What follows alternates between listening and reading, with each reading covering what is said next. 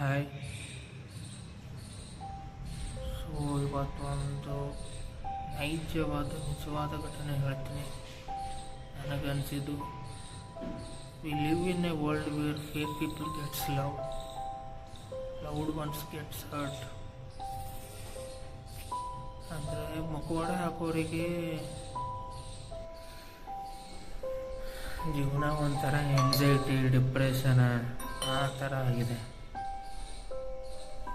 ಏನು ಮಾಡಿದ್ರು ನೆಗೆಟಿವ್, ಒಂದು ಒಳ್ಳೆಯದಿಲ್ಲ. ಓದಿದ್ರೂ ನೆಗೆಟಿವ್ ಆಗುತ್ತೆ, ಟೋಟಲಿ ವೇಸ್ಟ್ ಆಗುತ್ತೆ ಜೀವನ. ಅಂದ್ಕೊಂಡಿದ್ದು ಏನೂ ಆಗಲ್ಲ ಲೈಫ್ನಲ್ಲಿ.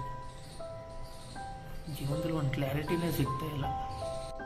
ಜೀವನದಲ್ಲಿ ಯಾವನಿಗೂ ನಂಬಲಿಕ್ಕೆ ಹೋಗ್ಬಾರ್ದು, ಒಬ್ಬನಿಗೆ ದುಡ್ಡು ಕೊಡಬಾರ್ದು.